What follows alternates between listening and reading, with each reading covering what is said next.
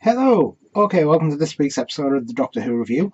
Hopefully, I shouldn't be as long on this video as I usually have been, because I don't think I've taken as many notes, but I still have done it.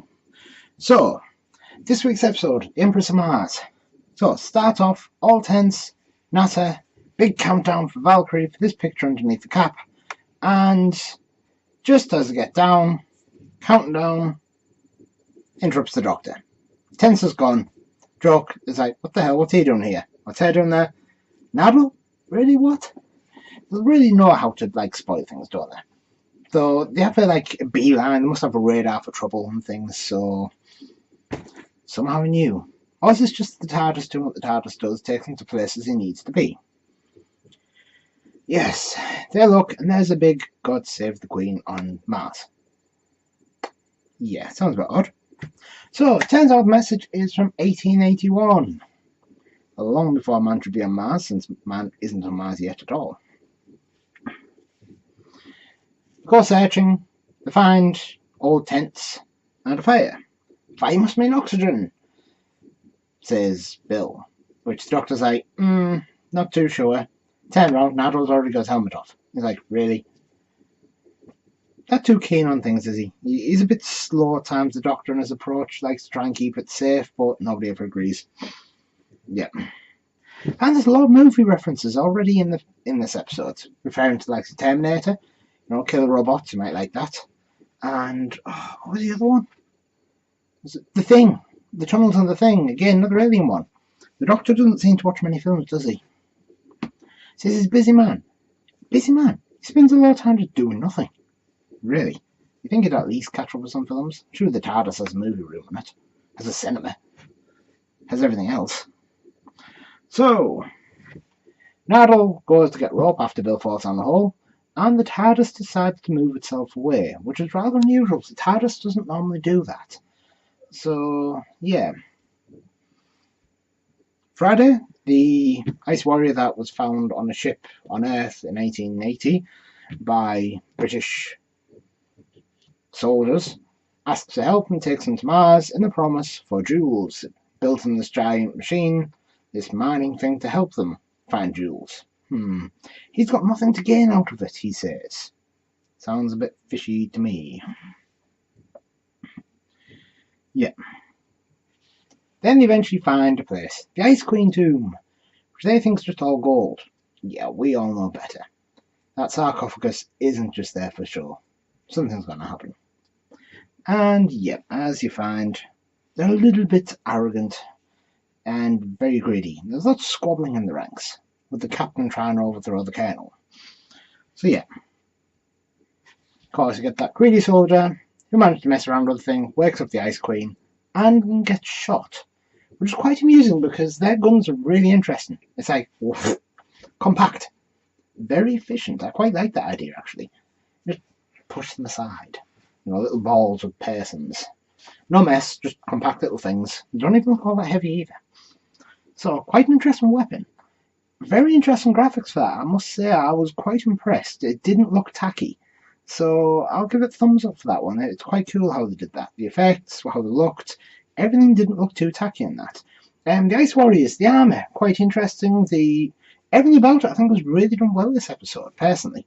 I think they did really spot on, and to have so many people in the armour must have cost quite a bit to make the armour, and to actually have armour that looks decent and hopefully wasn't too bad for the poor people wearing it, not like the Cybermen who usually end up cut to bits from the armour because it's that naff. Not that it can help it, it's just unfortunate that type of thing happens when you have plastic armour, given that it's mostly metal. So yeah, it's quite funny.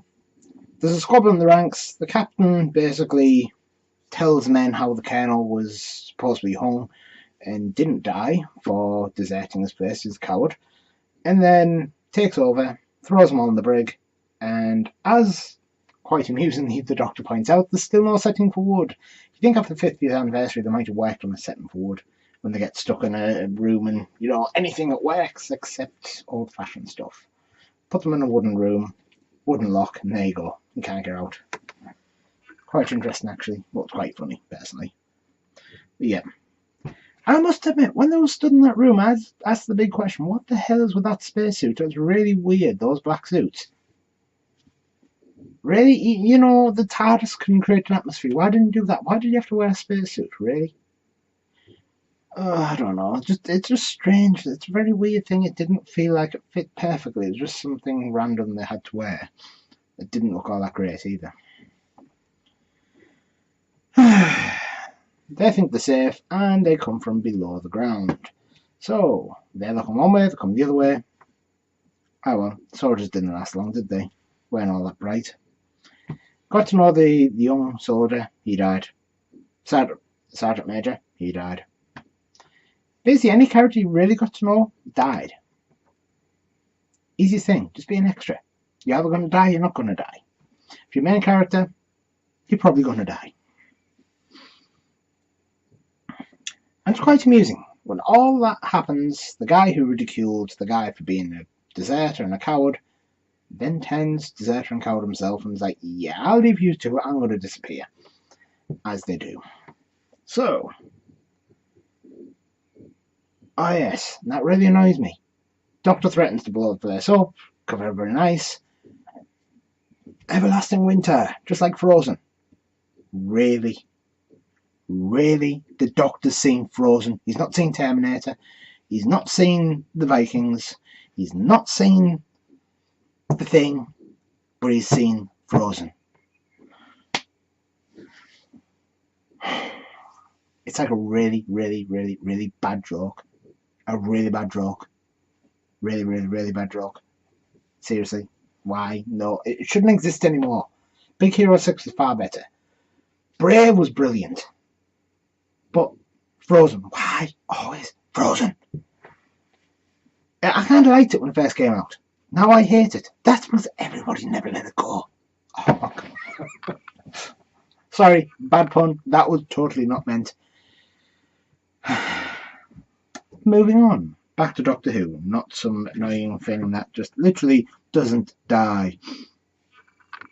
So, all the awesome movies, you saw that. So the Colonel kills the Captain because the Captain tried to take the Ice Queen hostage to escape. Then pledges that he will sacrifice his life to the Ice Queen as long as he has to grant his last request of looking after his soldiers, giving them mercy, not killing them, and letting everybody live and not taking that one coward person as a review of mankind. The Ice Queen respects this greatly and offers him, instead of sacrifice, to pledge his life to her service, become one of her soldiers. And he does, which is ironic because the second time he's supposed to be executed and the second time he's lived, so it shows something about his character. He may not be the bravest, but he has good heart and good reason. See, there's always a story in this about people and what makes people. So it's that interesting story in it. Nado, of course, as you know, in between, trying to find his way back to the Doctor, managed to get to the university again, and goes looking for help to Missy, since he can't seem to get the TARDIS to work for some reason.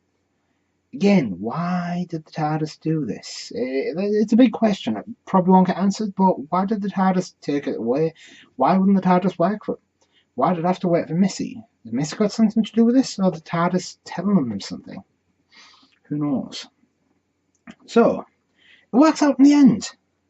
Doctor tries to send an email out to try and help the Ice Warriors. It doesn't work at first, so he gives it a whack, and then it works. See? Proof. If it doesn't work, hit it. And then hit it again. And usually it does work. Or it doesn't work ever again. One or the other. So take your risk, depending on how big and expensive it is, and if you own it, and if it's got insurance. Judge all that before you hit it. So yeah. My phone's just decided to switch off on me. Thanks. Right, okay. Turns out they're the ones who left the message in the first place. God help the Queen. And this episode isn't as short as I thought it would be. So yeah, it's quite interesting. It did wrap itself up. It made a lot of sense by the end. It's kind of cool. It did show the complete arrogance of the British Empire as it was back then in the 1880s. Thought they were above everything else. Rather annoying, unfortunately. It is true, and our empire was like that. We did a lot of bad things, and to be honest, a lot of it's forgotten, which shouldn't be. But unfortunately, I don't write history. They're just people like to make things up. It's what it feels like half the time. Follow this history and forget that history. No. But yeah, Nadal finally makes it back. Doctor's happy to see him. Not happy to see what's inside the TARDIS, is he? He has a really weird reaction to Missy. I know Missy's not supposed to be out, and Missy's quite happy to go back in, but I don't know. The Doctor still can't get around this point of Missy being good. Is Missy putting an act on, or is this Missy's honest change? The Master's a very interesting character. I do want to do an episode on the Master, so I don't want to talk about him too much. So yeah, I'll try and make an episode in the future about the Master, because I've got a few other different things I want to do episodes for this Doctor Who review anyway, related. So yeah, that's this week's episode. Next week will be late. It probably won't come until maybe Tuesday, because I'm away at SunnyCon. So yeah, sorry. But if you watch this episode, let me know what you think. I'm doing a good job. So yeah, thanks for the views, thanks for watching, and I hope you're all well. See you later. Bye. That was a fail.